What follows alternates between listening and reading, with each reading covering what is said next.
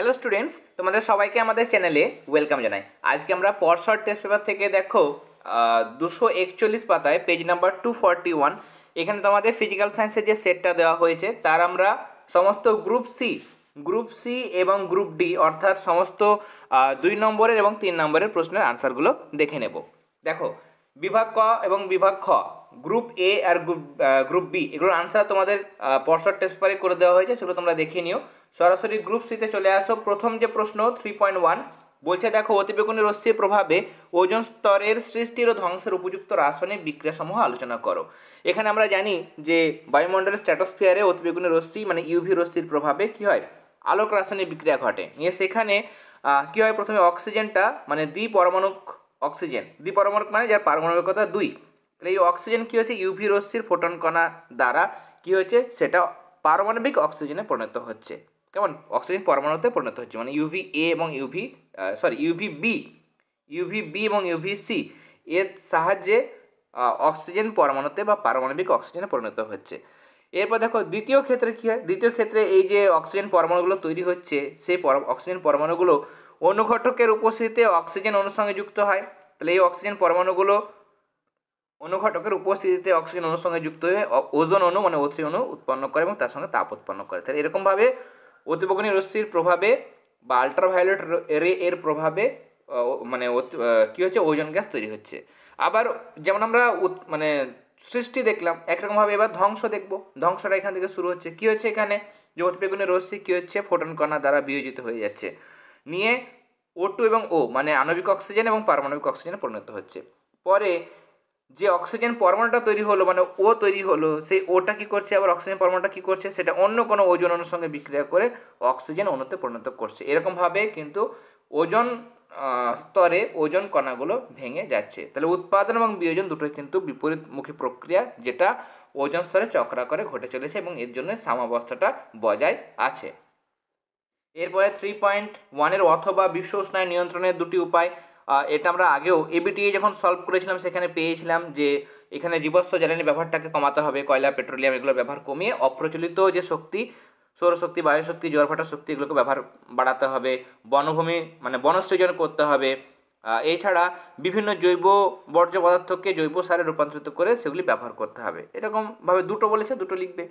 এরপর 3.2 বলছে যে -273°C উষ্ণতায় গ্যাসের আয়তন প্রকৃতপক্ষে শূন্য হয়ে যায়, গাণিতিকভাবে ব্যাখ্যা কর। তাহলে চার্লসের সূত্র অনুসারে আমাদের ব্যাখ্যা করতে হবে। চার্লসের সূত্রটা প্রথমে তোমরা বিবৃত করবে যে স্থির চাপে নির্দিষ্ট ভরের কোনো গ্যাসের যদি আমরা উষ্ণতা বাড়াই তাহলে মানে গ্যাসের আয়তনটা কি হবে, প্রতি 1°C উষ্ণতা বাড়ালে বা কমালে 0°C উষ্ণতায় তার যে প্রাথমিক আয়তন ছিল তার যথাক্রমে 1/273 অংশ বৃদ্ধি বা হ্রাস পায়। এবার যদি আমরা উষ্ণতাকে কমাই, 1°C কমাই, তাহলে কী হবে সেক্ষেত্রে, তাহলে আমাদের ধরে নিতে হবে যে প্রথমে উষ্ণতা কমানোর আগে 0°C উষ্ণতায় সেই গ্যাসের নির্দিষ্ট ভর গ্যাসের আয়তন ছিল V0cc। এবার যখন উষ্ণতা 1 কমাবো তাহলে সেটা কী হবে, V-1 কী হবে, এমনি সূত্র কি, VT ইজ ইকুয়াল টু কী হয়, V0 হয়, V0 ইন্টু 1 +-1/273। প্লাস মাইনাস মানে কি, উষ্ণতা বাড়ালে সেটা প্লাসটা থাকবে আর উষ্ণতা কমালে এই মাইনাসটা থাকবে। এখানে আমরা কী হচ্ছে, উষ্ণতা কমাচ্ছি, তাহলে এখানে মাইনাসটা দিতে হবে। তাহলে V0 লিখবো।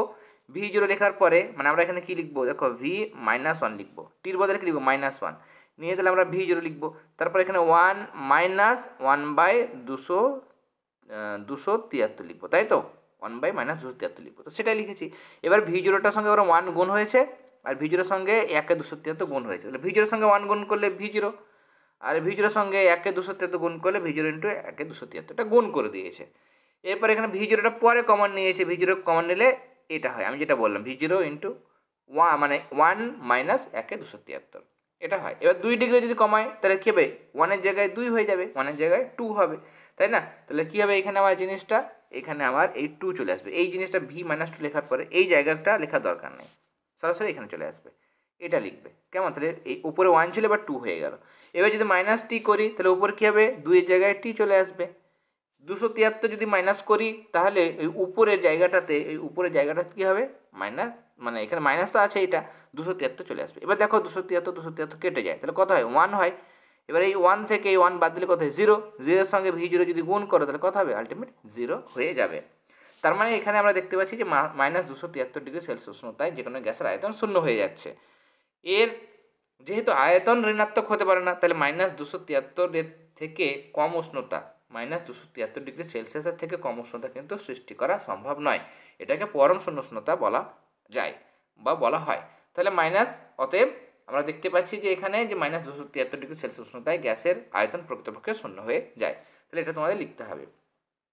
এরপরে একটা লেন্সের ক্ষমতা বলেছে +2.5 ডায়োপ্টার।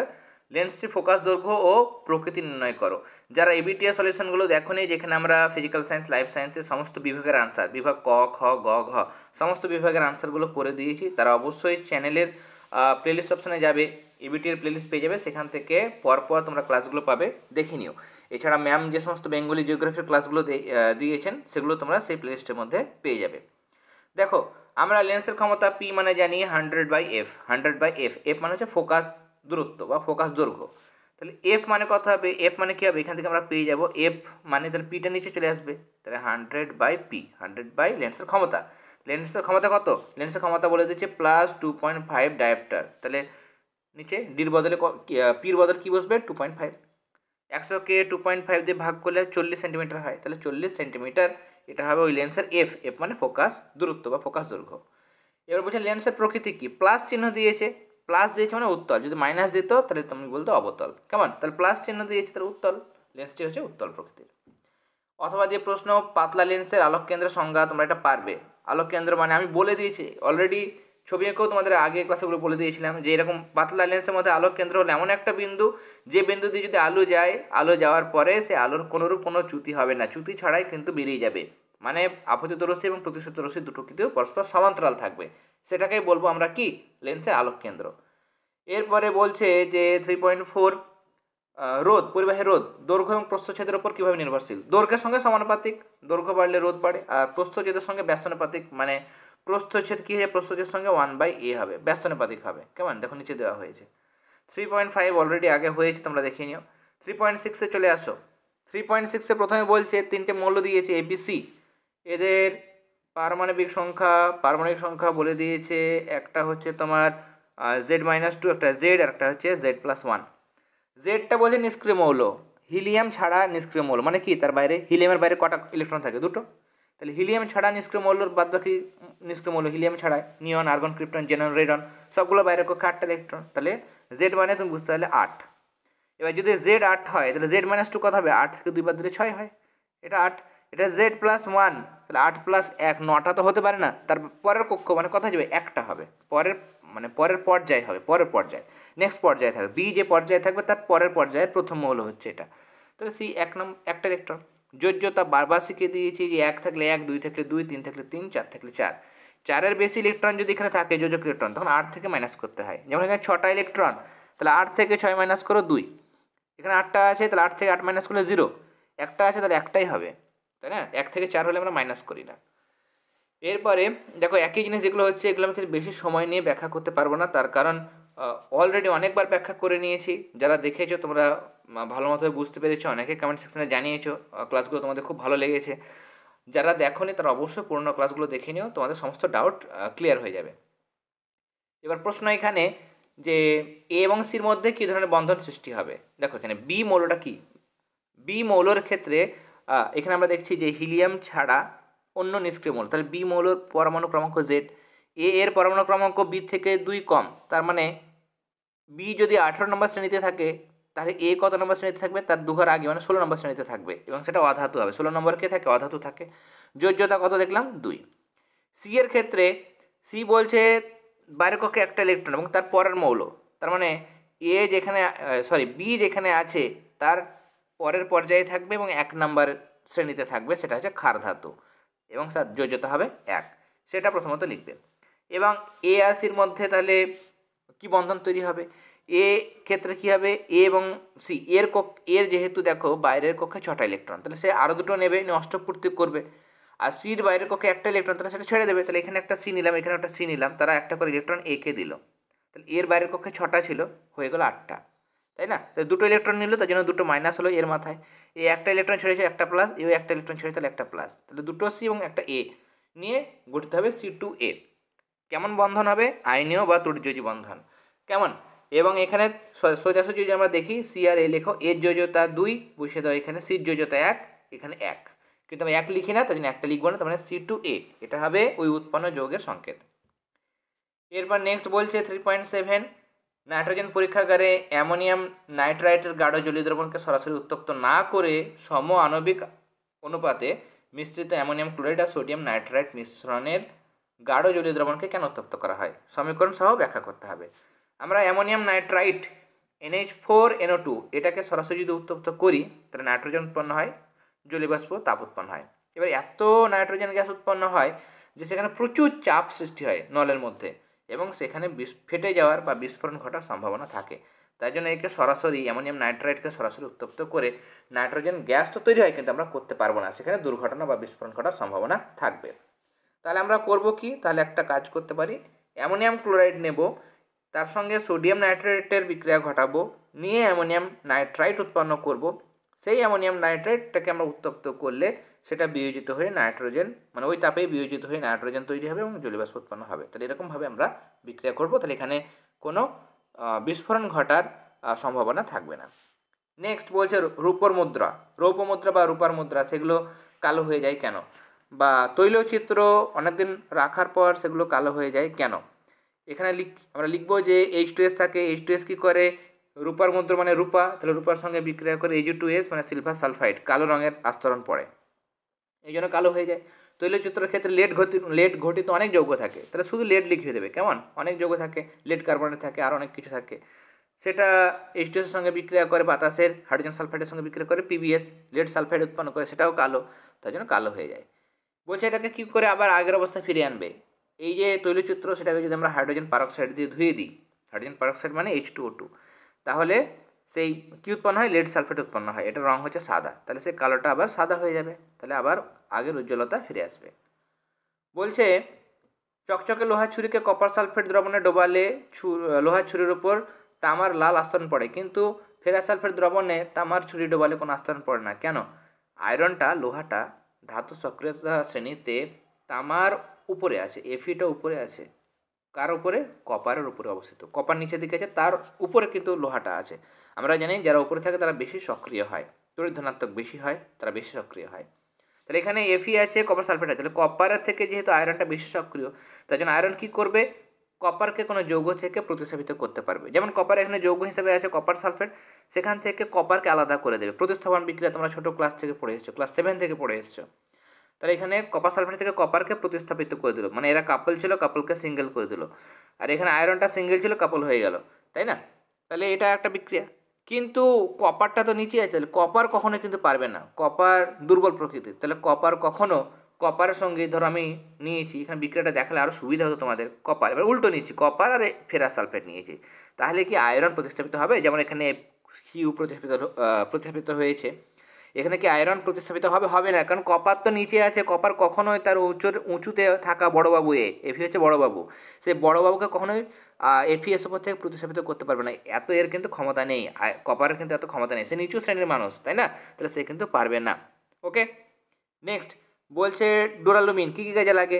টেক্সট বুকে দেওয়া হয়েছে, প্রেসার কুকার নির্মাণ, মোটর গাড়ি, বিমান, এদের যে বহির্ভাগ, বাইরে যেটা বডি, সেটা তৈরি করতে কাজে লাগে, ভিতরে বিভিন্ন যন্ত্রাংশ, সেগুলো তৈরি করতেও ডুরালুমিন লাগে। নেক্সট রেকটিফাইড স্পিরিট কি? রেকটিফাইড স্পিরিট মানে 95.6% ইথাইল অ্যালকোহল, ইথাইল অ্যালকোহল মানে C2H5OH থাকবে, ইথানল, আর থাকবে বাকিটা 4.4% জল, এটা যদি মিক্সচার করি তাহলে রেকটিফাইড স্পিরিট তৈরি হয়, আংশিক পাতন করে তৈরি করতে হয়। যাই হোক, শুধু কত কী থাকে সেটা লিখে রেকটিফাইড স্পিরিটের সংজ্ঞা দেবে। এবার বলছে এটাকে পানের অযোগ্য করার জন্য কী কী ব্যবহার করা হয়? এটা এক ধরনের তো অ্যালকোহল, তাই না? তাহলে যারা কর্মচারী তারা খেয়ে নিতে পারে, যাতে না খেতে পারে তার জন্য কী করা হয়? এর সঙ্গে 10% মিথাইল অ্যালকোহল, মিথানল মানে মিথাইল অ্যালকোহল, CH3OH মেশানো হয়, CH3OH মেশানো হয়, naphtha, pyridine, copper sulphate, rubber নির্যাস, এগুলো মিশিয়ে একে পানের অযোগ্য, যাতে পান করতে না পারে, খেতে না পারে, সেটা করা হয়। এরপর মিথেনকে মার্স গ্যাস বলা হয় কেন? কারণ মার্সিল্যান্ড মানে হচ্ছে জলাভূমি, সেখানেই পাওয়া যায়। আমাদের ভারতবর্ষে মিথেন গ্যাসের একটা ভালো উৎস হলো ধান ক্ষেত।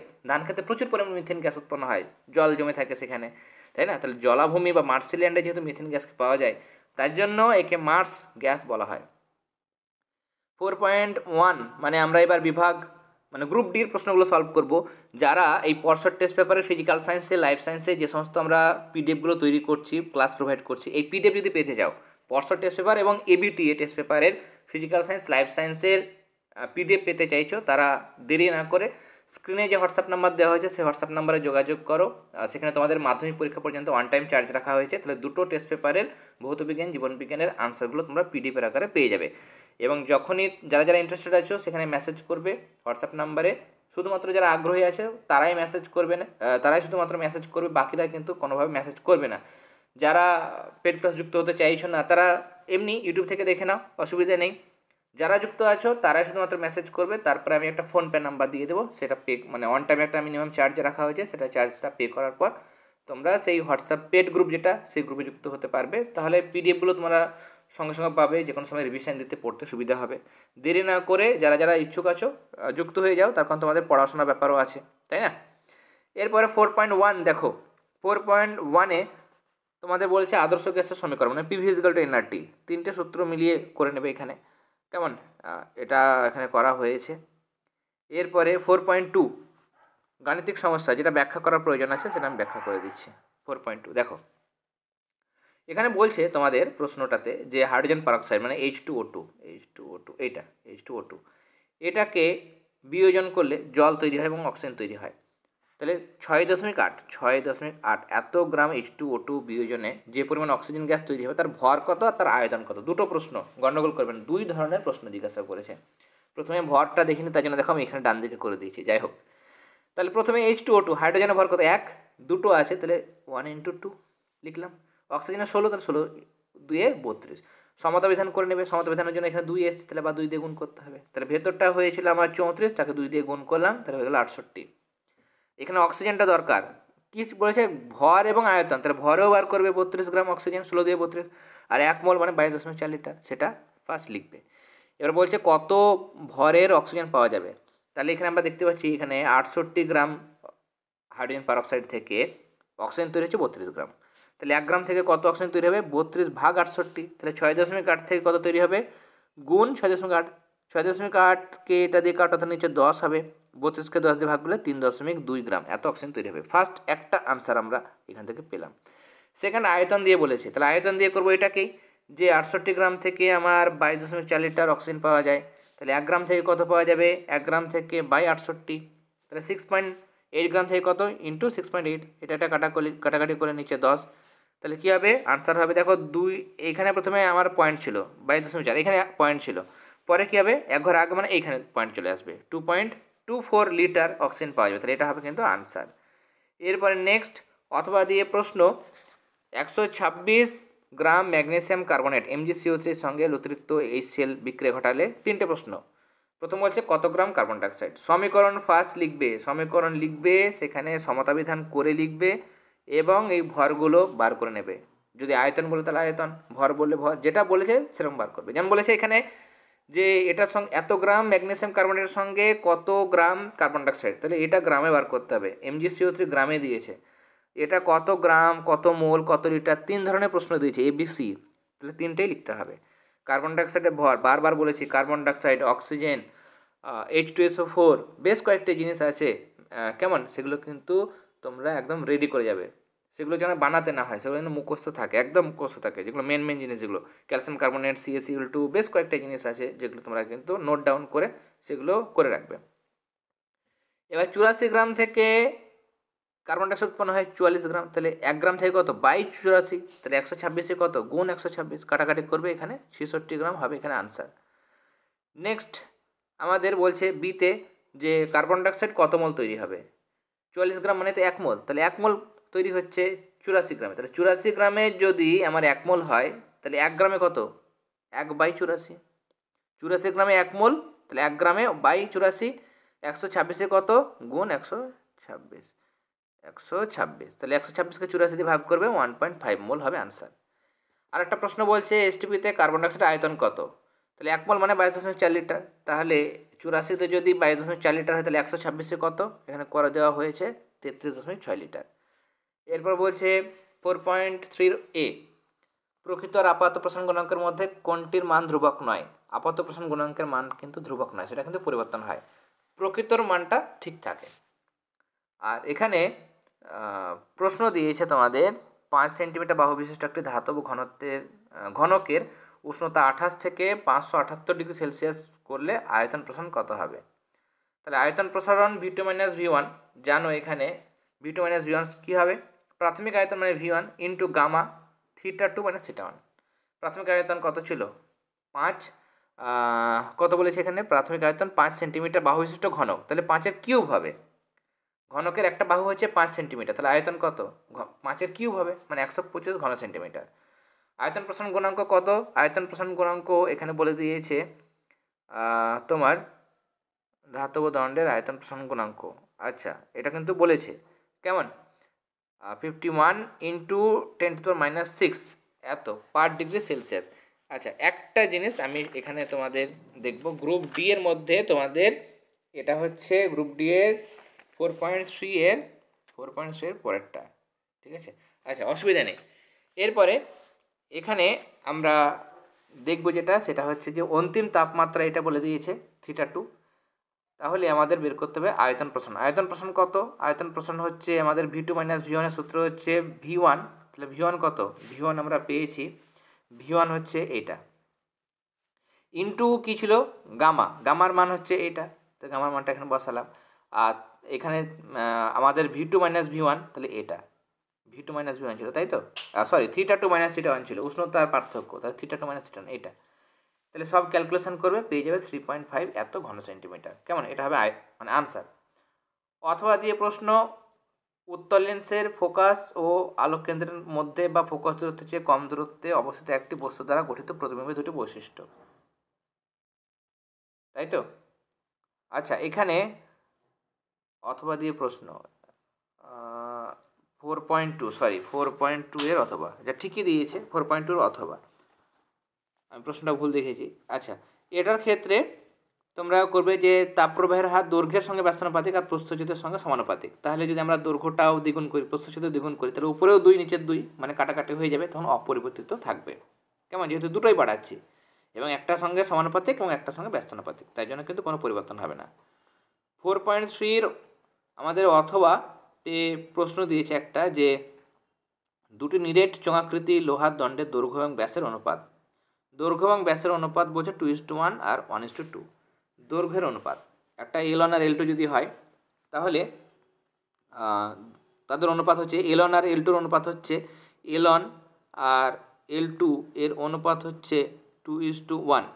আর ব্যাস এখানে যদি D ধরি, তাহলে D1 আর D2 এর যে অনুপাত সেটা হবে 1:2, এটা বলে দিয়েছে। কেমন? তাহলে আমার প্রশ্ন হচ্ছে তাপীয় রোধের অনুপাত।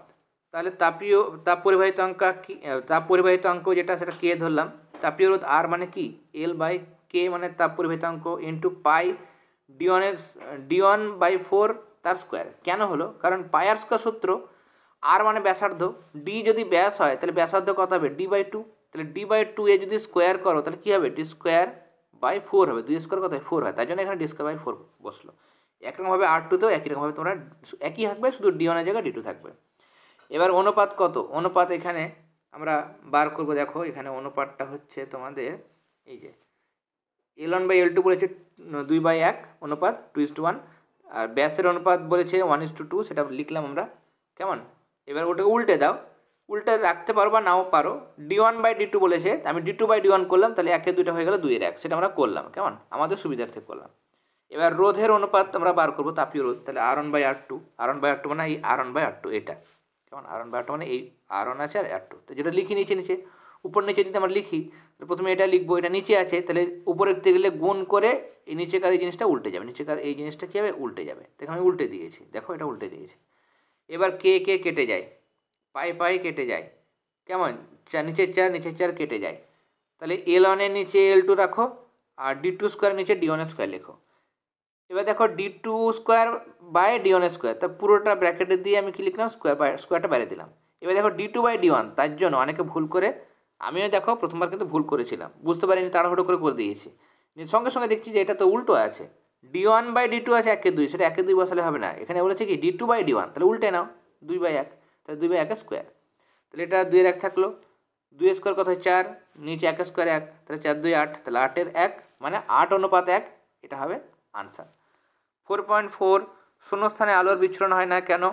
শূন্যস্থানে সব আলো সমান বেগে চলে, তাহলে বিচ্ছুরণ হবে না। আর প্রিজমের মধ্য দিয়ে বিভিন্ন আলোর বেগ বিভিন্ন রকম হয়, লাল বর্ণের বেগটা বেশি হয়, বেগুনি বর্ণের আলোর বেগটা কম হয়, তার জন্য সেখানে আলাদা আলাদা হয়ে যায় এবং বিচ্ছুরণটা প্রিজমের মধ্যে ঘটে, শূন্যস্থানের মধ্যে ঘটে না। 4.5 একটি বস্তুর দৈর্ঘ্য 5 সেন্টিমিটার, 20 সেন্টিমিটার ফোকাস দৈর্ঘ্য সম্পন্ন অবতল দর্পণের 10 সেন্টিমিটার সামনে রাখলে 10 সেন্টিমিটার দৈর্ঘ্যের প্রতিবিম্ব পাওয়া যায়। বিবর্ধন কত? বিবর্ধন মানে প্রতিবিম্বের দৈর্ঘ্য বাই বস্তুর দৈর্ঘ্য, তাহলে প্রতিবিম্ব ছিল 10 সেন্টিমিটার, বস্তু ছিল 5 সেন্টিমিটার, বিবর্ধন হলো 2 সেন্টিমিটার। লেন্সটির ফোকাস দৈর্ঘ্য বলেছে 20 সেন্টিমিটার, তাহলে আরেকবার আমি জানি বিবর্ধন মানে প্রতিবিম্বের দূরত্ব বাই বস্তুর দূরত্ব। প্রতিবিম্বের দূরত্ব জানো না, ভি, সেটা বার করবো। বস্তু বলেছে 10 সেন্টিমিটার দূরে আছে, তাহলে নিচে 10, বিবর্ধন তো তুমি 2 পেয়েছো, কোনাকুনি গুণ করে দাও, 10-2 20, তাহলে বস্তুর দূরত্ব 20 সেন্টিমিটার, তুমি সেটা পেলে, তাহলে এটাও একটা আনসার হয়ে গেল।